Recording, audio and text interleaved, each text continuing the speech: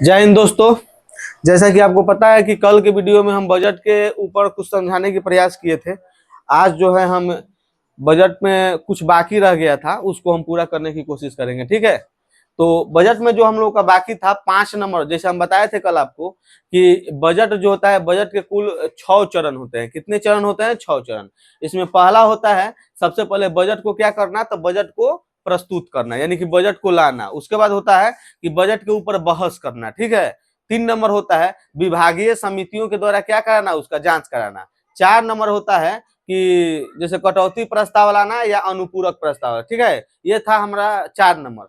5 number इसमें है कि विनियोग विधेयक, और 6 नंबर जो है उसके ऊपर हम चर्चा करेंगे। 6 नंबर जो होता है, या 5 नंबर विनियोग विधेयक होता है और 6 नंबर वित्त विधेयक होता है। 6 नंबर क्या होता है? वित्त विधेयक होता है, ठीक है। तो आज हम चर्चा करने वाले हैं विनियोग विधेयक के ऊपर और वित्त विधेयक के ऊपर कि विनियोग विधेयक क्या होता है, वित्त विधेयक क्या होता है। इसके अलावा जो बजट है इससे रिलेटेड कुछ अन्य महत्वपूर्ण महत्वपूर्ण जो शब्द है उसको हम समझने की कोशिश करेंगे कि इस शब्द का क्या अर्थ होता है, ठीक है। कोनो दिक्कत समझने में? तो चलिए बिना देर किए हुए हम अपने कक्षा को क्या करते हैं, शुरू करते हैं। और हमारी कक्षा कॉन्सेप्ट पर पूर्णतः आधारित है, ठीक है ना। तो चलिए हम चर्चा करेंगे सबसे पहले विनियोग विधेयक के बारे में, ठीक है, कि विनियोग विधेयक होता क्या है, ठीक है ना। चलिए तो अगर इसे संविधान के भाषा में समझने की कोशिश करें तो विनियोग विधेयक जानते हैं। विनियोग विनियोग विधेयक वह विधेयक होता है ना, कि ध्यान दीजिए, जब सरकार को संचित निधि से, किससे? संचित निधि से जब पैसा निकालने की जरूरत होती है, क्या पैसा निकालने की जरूरत होती है, तो बिना विनियोग विधेयक के सरकार संचित निधि से पैसा नहीं निकाल सकती है। यानी कि सरकार को संचित निधि से पैसा निकालने के लिए विनियोग विधेयक का पारित होना बहुत जरूरी है। बिना विनियोग विधेयक के पारित हुए सरकार संचित निधि से पैसा नहीं निकाल सकती है।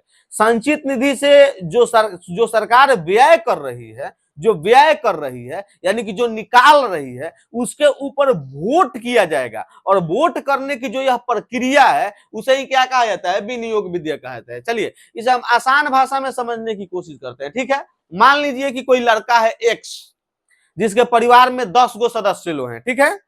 अब 10 सदस्य हैं और उस एक्स जो लड़का है उसको पैसे की जरूरत है। तो जब उसे पैसे की जरूरत है बाबू, तो वो पैसा निकालने की कोशिश करेगा। तो पैसा निकालने के पहले उसे अपने 10 घर में जो 10 सदस्य हैं, 10 सदस्य से पूछना पड़ेगा। अब 10 सदस्य में 50% से अधिक सदस्य अगर कह दें कि ठीक है तुम जाओ पैसा निकाल लो, तो वह पैसा निकाल लेगा। अब 50% से अधिक सदस्य के मतलब कि 10 का 50% हो जाएगा 5 सदस्य। तो 5 से एक अधिक यानी 6 सदस्य।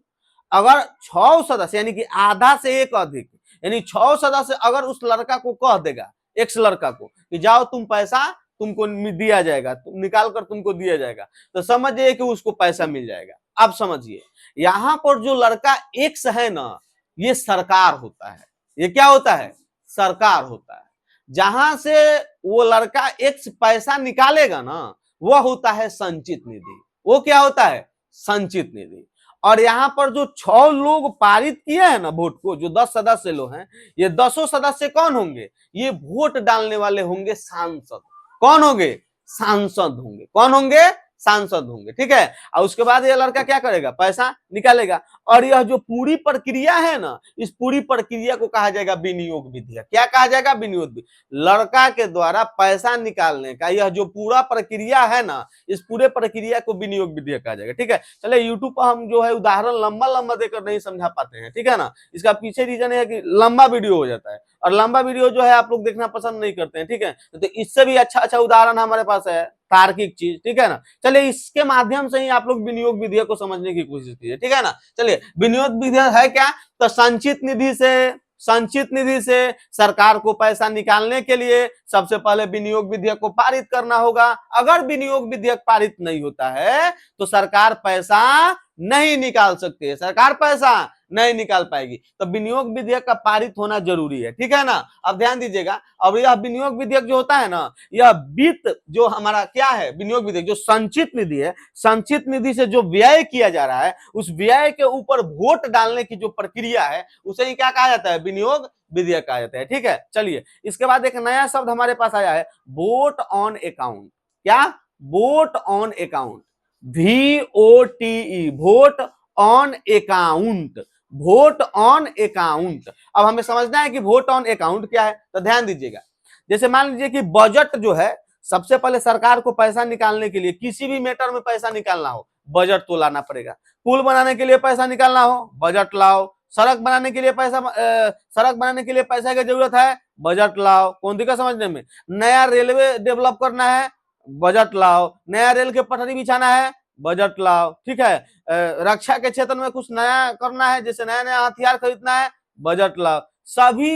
माने सरकार के सभी कार्य जो पैसे से होने वाले होते हैं, उसके लिए सरकार को बजट लाना पड़ता है। अब आप ये समझिए कि वोट ऑन अकाउंट क्या होता है।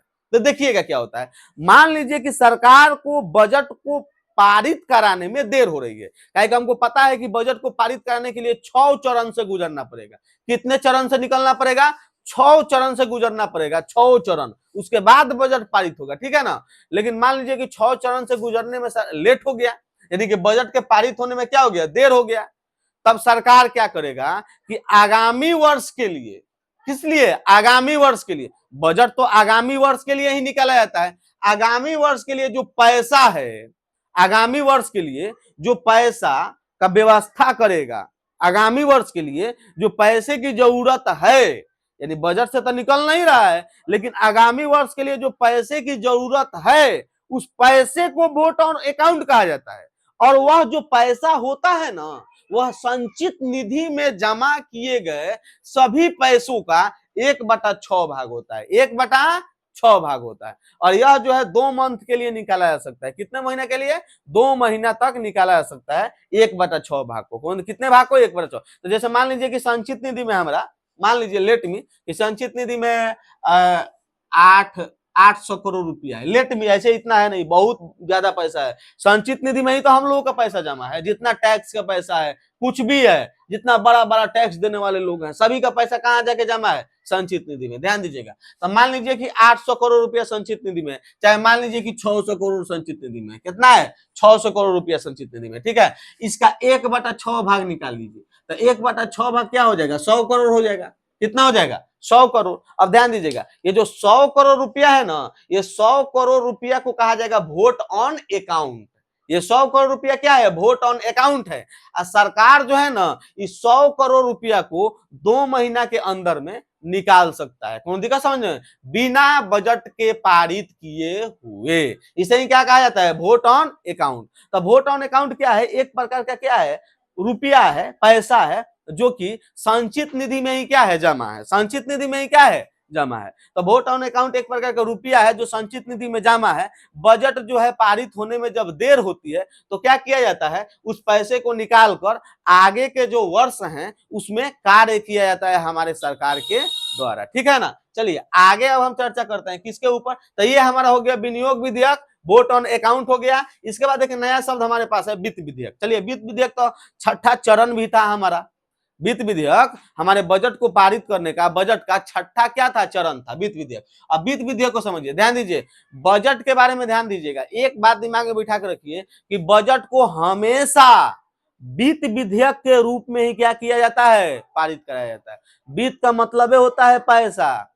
अब बजट के दौरान जो भी हम चीज दिखला रहे हैं, उसमें हम पैसे की ही तो बात करते हैं। देखिए, हमको चाहिए पुल, लेकिन रियलिटी में पुल थोड़े मांग रहे हैं हम संसद भवन में। संसद भवन में पुल के बदले में क्या मांगेंगे, पैसा मांगेंगे। और वो पैसा क्या है, वित्त है, यानी कि वित्त विधेयक है। तो बजट को हमेशा वित्त विधेयक के रूप में क्या किया जाता है, पारित किया जाता है। धन विधेयक के रूप में नहीं। किस रूप में, वित्त विधेयक के रूप में। अब वित्त विधेयक के रूप में जब हम बजट को पारित कराएंगे, इसका मतलब ये हुआ कि बजट जो है ना, लोकसभा में भी पारित कराया जाएगा, राज्यसभा में भी पारित कराया जाएगा। उसके बाद राष्ट्रपति का उस पर क्या लगेगा, मोहर और सिग्नेचर। यही है हमारा वित्त विधेयक। ठीक है, हम आपको विधेयक चैप्टर में पढ़ाए हैं, पीछे के वीडियो देख लीजिएगा कि विधेयक लगभग मुख्य रूप से 2 प्रकार का होता है। एक धन विधेयक होता है और एक क्या होता है, वित्त विधेयक होता है। ठीक है, धन विधेयक पर सिर्फ लोकसभा का क्या है, अधिकार होता है। और जो वित्त विधेयक है उसमें लोकसभा और राज्यसभा दोनों को अधिकार दिया गया होता है। ठीक है, पिछले कक्षा में मैं अच्छा से समझाया, वहां पर जाकर आप देख लीजिएगा।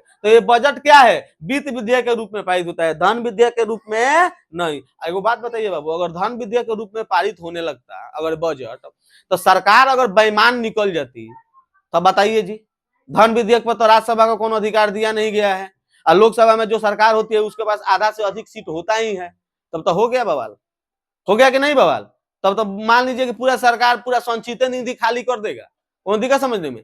इसीलिए कहा गया है कि बजट धन विधेयक नहीं है, क्या है, वित्त विधेयक है। कहने का मतलब यह हुआ कि अगर आप बजट पारित कराना चाहते हैं तो वित्त विधेयक के रूल को, नियम को फॉलो करना पड़ेगा। बाकी आप हमारे बात को समझ गए होंगे, ठीक है ना। नहीं समझे होंगे तो ऑफलाइन क्लास में आइए, ठीक है, अच्छी तरीके से समझाया जाएगा 2 घंटा 3 घंटा। आगे बढ़ते हैं हम, ठीक है ना। तो ध्यान दीजिए, यही है वित्त विधेयक। वित्त विधेयक में यही है, वित्त विधेयक जो छठा चरण था ना, उसमें वित्त विधेयक देकर यह समझाने की कोशिश किया गया था कि बजट को यदि आप पारित कराना चाहते हैं तो वित्त विधेयक के रूप में पारित कराइएगा, या बजट हमेशा वित्त विधेयक के रूप में क्या होता है, पारित होता है। कोनो दिक्कत समझने में। एक शब्द यहां पर आया है, जैसे मान लीजिए कि चुनाव, ये चुनाव क्या है।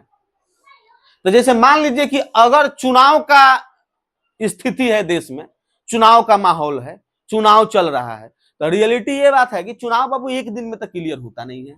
चुनाव के लिए बाबू 1-2 महीने पहले से क्या बनाया जाता है, अपना सारा शेड्यूल, ठीक है। चुनाव जो है जब तक उसका रिजल्ट ना आए तब तक क्या होता है, पूरा एकदम माहौल गर्मा गर्मी बना रहता है, ठीक है। अब एक बात बताइए, उस दौरान क्या हमारा देश नहीं चलेगा, देश में काम नहीं होगी, देश में तो काम होना चाहिए। तो उस दौरान देश को काम करने के लिए स्पेशल प्रकार का क्या किया जाता है, रूल एंड रेगुलेशन को फॉलो किया जाता है, संचित निधि से पैसा निकालने के लिए, ठीक है ना। तो उस रूल का नाम सिर्फ जानना है हमको। तो कौन कौन सा रूल है, अंतरिम बजट के रूप में, इलेक्शन बजट के रूप में, चाहे वोट ऑन अकाउंट के रूप में, ठीक है। तो यह 3 रूप में हम बजट से पैसा निकाल सकते हैं, लेकिन कितना, 1/6, कितना, 1/6, ठीक है ना। इतना पैसा को इस 3 रूप में निकाल लेना ही कौन क्या है, चुनाव के दौरान जो है हमारे देश को चलाने के लिए, ठीक है ना। तो चुनाव के दौरान देश को चलाने के लिए कौन कौन सा बजट प्रस्तुत किया जाता है, अंतरिम budget, election budget, vote on account. ये तीनों बजट को प्रयोग करके चुनाव के दौरान हम लोग क्या करते हैं, देश को चलाते हैं, देश को चलाते हैं। आगे आइए, अब आगे एक नया शब्द हमारे पास आया है, अनुपूरक मांग। देखिए 2 मांग होता है, एगो अनुपूरक मांग होता है, एगो अतिरिक्त मांग होता है। ध्यान दीजिएगा, अनुपूरक मांग, अतिरिक्त मांग। ध्यान दीजिए, सरकार का कोई मंत्री, सरकार का कोई मंत्री जब कोई मांग करे तो उसे कहा जाता है अनुपूरक मांग, लेकिन टोटली सरकार जब मांग करे तो उसे कहा जाता है अतिरिक्त मांग। अब समझिएगा, सरकार का कोई मंत्री होगा तो वो तो किसी ना किसी विशेष क्षेत्र से जुड़ा होगा। जैसे मान लीजिए सड़क परिवहन मंत्री हो गए, तो वो सड़क से जुड़े हुए हैं, सड़क से जुड़े हुए हैं। और सरकार जो है ओवरऑल सबसे जुड़ा हुआ है, कौन दिक्कत समझने में। अब लेट में मान लीजिए कि सड़क परिवहन मंत्री को सड़क की क्या है, जरूरी है, किसकी जरूरत है, सड़क। मान लीजिए कि सड़क टूट गया, सड़क टूट गया, चाहे 5 को मान लीजिए कि हाईवे बनाना है, तो 5 को हाईवे बनाने के लिए सड़क परिवहन मंत्री जो भी होंगे वो क्या करेंगे, बजट लाएंगे। अब बजट लाकर क्या करेंगे, संसद के पटल पर उसे रखेंगे और संसद में उसे क्या करवाएंगे, पास करवाएंगे, ठीक है। तो संसद में पास करवा लिए, जैसे मान लीजिए कि सड़क बनाने में खर्चा कितना हो रहा है, 2000 करोड़ रुपया खर्चा हो रहा है, ठीक है। और जब बजट पारित हो गया, तो पारित होने के बाद जब सड़क बनाने की बात आई, उस समय पता लगा कि बाप रे बाप, इनमें तो 3000 करोड़ लगतो रे, इनमें तो 3000 करोड़ लगेगा। अब बताइए 1000 करोड़ इक्याली बढ़ गया, वो दिक्कत समझने में। अब सड़क परिवहन मंत्री जो हैं वो 1000 करोड़ का क्या करेंगे, मांग करेंगे पुनः, कहा, संसद भवन में जाकर, कि हमको 1000 करोड़ रुपया और चाहिए। का है, कि जो हम 2000 करोड़ रुपया मांग रहे थे ना सड़क बनाने के लिए, पैसा कम पड़ गया, पैसा कम पड़ गया, तो हमें 1000 करोड़ रुपया और चाहिए। और वह 1000 करोड़ रुपया है ना, उसे ही क्या कहा जाता है, अनुपूरक मांग। लेकिन ध्यान दीजिए, अगर मान लीजिए सरकार है, तो सरकार आगामी जो वर्ष है, 1 वर्ष में माने कौन कौन मुद्दा पर काम करना है, उसको, उसका मुद्दा फिक्स होता है, गोल फिक्स होता है कि हमको 6-7 को मुद्दा वो चुन लेता है कि शिक्षा पर हमको काम करना है, हमको किसान की समस्याओं के ऊपर काम करना है, हमको रक्षा के ऊपर काम करना है, रक्षा सुरक्षा के ऊपर हमको काम करना है, ठीक है। हमको भारत के सड़क वड़क के विकास में क्या करना है, काम करना है, विकास के क्षेत्र में काम करना है, हमको भारत के इलेक्ट्रिसिटी के ऊपर काम करना है। मान लीजिए ऐसा ऐसा 8-10 मुद्दा सरकार बना लिया, और वह 8-10 मुद्दे के ऊपर कितना पैसा खर्चा होगा, इसका क्या करेगा, बजट तैयार करेगा। और बजट तैयार करके उसे लोकसभा से पारित करा लेगा, राज्यसभा से पारित करा लेगा, राष्ट्रपति मोहर मार देंगे, उतना पैसा उसको मिल गया। लेकिन सरकार जब काम करने के लिए क्षेत्र में उतरेगा ना, तब उसको याद पड़ेगा, अरे बाप रे बाप, नया नया 4 गो ट्रेनों तो चलाना था, अरे बाप रे बाप, नया नया पटरियों तो बिछाना था, काम गड़बड़ा गेलो, नया नया अस्पतालों तो बनवाना था 4-5 गो, तो काम गड़बड़ा गेलो, ठीक बानू। तो अब क्या होगा, अब मान लीजिए कि 8 गो मुद्दा के ऊपर आप पैसा उठाए हैं, 2-4 गो नया नया मुद्दा और जुड़ गया, तो उन नए मुद्दों के लिए अतिरिक्त पैसे को जाकर संसद भवन के पटल पर रखना और मांगना क्या कहलाता है, अतिरिक्त मांग कहलाता है। क्या कहलाता है, अतिरिक्त मांग। तो हमारे दृष्टिकोण से आप अनुपूरक मांग, अतिरिक्त मांग समझ गए होंगे, ठीक है। अनुपूरक मांग मंत्री का मांग होता है, जबकि अतिरिक्त मांग सरकार की मांग होती है। किसकी मांग होती है, सरकार की मांग होती है, पूरा ओवरऑल सबके मिला के, ठीक है ना। तो अनुपूरक मांग, बजट से निकाला गया पैसा जब कम पड़ जाए तो किसकी जरूरत पड़ती है, अनुपूरक मांग की आवश्यकता पड़ती है। अब यहां पर है अतिरिक्त मांग। तो देखिए, बजट पारित हो जाने के बाद अगर कोनो नया सेवा को जोड़ दिया जाए, कोनो नया बिंदु को जोड़ दिया जाए, तो उसके लिए जो पैसे की जरूरत पड़ेगी उसे क्या कहा जाता है, अतिरिक्त मांग कहा जाता है। तो आप लोग समझ गए होंगे अनुपूरक मांग क्या है, अतिरिक्त मांग क्या है। इसके बाद समझिएगा 2 शब्द और है, कौन सा है, एक ग्लोटिंग शब्द है और एक कंगारू प्रस्ताव है, ठीक है ना। तो ग्लोटिंग में क्या होता है कि बजट को आसान बनाया जाता है। जैसे बजट को वित्त विधेयक के रूप में ट्रीटमेंट किया जाता है और वित्त विधेयक के रूप में ट्रीट करते हुए उसे पारित कराया जाता है। तो ये जो है ग्लोटिंग है ना, ग्लोटिंग में कहा जाता है कि ना, वित्त विधेयक की तरह इसे ट्रीट नहीं किया जाएगा, इसे और आसान बनाया जाएगा, ठीक है ना। तो बजट को आसान बनाना है ताकि पैसा जल्दी निकले, ठीक है ना, पैसा जल्दी निकले, यानी कि बजट की प्रक्रिया को आसान बनाना, बजट की प्रक्रिया को आसान बनाना ताकि पैसा हम जल्दी से निकाल पाए और अपना काम तेजी से कर सके, ठीक है ना। इसे ही क्या कहता है, ग्लोटिंग कहता है, इसे ही क्या कहता है, ग्लोटिंग कहता है। इसके बाद एक है और है कंगारू प्रस्ताव। देखिए, अगर मान लीजिए कि हम कोई बजट तैयार कर रहे हैं, ठीक है, तो बजट में अनगिनत कमियां होंगी, अनगिनत कमियां होंगी। तो लोकसभा में जो अध्यक्ष हैं वो अध्यक्ष, राज्यसभा में जो सभापति हैं सभापति, यानी कि सदन के जो सर्वे सर्वा हैं, यानी कि सदन के जो अध्यक्ष हैं, तो सदन के अध्यक्ष के द्वारा हमारे द्वारा जो तैयार किया गया है बजट का, क्या बजट का जो पूरा प्रस्ताव तैयार किया गया है, उसमें छोटे छोटे कमियों को छोड़कर अब बड़े बड़े जो कमियां हैं उसको ही सिर्फ क्या करना, समाप्त करना, उसको ही सिर्फ और सिर्फ क्या करना, खत्म करना, क्या कहलाता है, कंगारू प्रस्ताव कहलाता है, ठीक है ना। तो छोट छोट के कोनो वैल्यू नहीं दिया जाएगा, बड़े बड़े जो उसमें जो कमियां हैं उसको खाली क्या किया जाएगा, खत्म कर दिया जाएगा, उसके बाद बजट को पारित करा दिया जाएगा। इसे ही क्या कहता है, कंगारू प्रस्ताव। जैसे मान लीजिए कि हम अगर मछली वछली मार रहे हैं, तो मछली में क्या होता है कि कुछ छोटी छोटी मछलियां मिलती है, कुछ बड़ी बड़ी। अब जब ज्यादा मछलियां मिल जाती है हमको, तो हम खाली बड़का बड़का मछलिया के छांट के रख लेते हैं और छोटकी मछलियां कहते हैं दूर भाग से, तो निकल समझे में, ऐसे ही उसको क्या करते हैं, बिलवा देते हैं, यानी कि दूर कर देते हैं, ठीक है ना। वही हाल है इसमें भी, किसमें, कंगारू प्रस्ताव में, कि जब कोनो विधेयक हम लाएं, अब विधेयक में कुछ छोटी छोटी कमियां होती है, कुछ बड़ी बड़ी कमियां होती है, अब विधेयक को जल्दी पारित करना है, विधेयक को जल्दी पारित करना है, ठीक है ना। तो जल्दी पारित अगर विधेयक को करना है तो हम क्या करेंगे, छोटी छोटी गलतियों को इग्नोर करेंगे और जो बड़का बड़का गलती है उसको ही खाली क्या करेंगे, ठीक करेंगे और उसके बाद बजट को जल्दी क्या कर देंगे, पारित करा देंगे। इसे ही कहा जाता है क्या, कंगारू प्रस्ताव। तो इस प्रकार कल का जो हमारा बजट का वीडियो था वो, और आज जो हम बजट में चर्चा की है वो, ठीक है ना, इन दोनों को एक में कर दिया जाए तो हम लोग का बजट पूर्ण रूप से समाप्त हो गया, ठीक है ना। अब आप जाइए किसी भी पुस्तक को उठाइए, चाहे वह घटना चक्र हो, चाहे वो लूसेंट हो, चाहे वो किसी भी प्रकार का, किसी भी प्रकाशन का क्वेश्चन प्रैक्टिस, एमसीक्यू या पीवाईक्यू का प्रश्न का क्या औचित्य हो, उसमें जाइए, आप बजट से रिलेटेड क्वेश्चन निकालिए और उसे बनाने का प्रयास कीजिए। हम पूर्ण विश्वास के साथ कह रहे हैं कि 70 से 80% क्वेश्चन आप ऐसे ही क्या कर दीजिएगा, सॉल्व कर दीजिएगा, ठीक है। बाकी का जो आपके पास 10, 15 या 20% डाउट यदि बन रहा है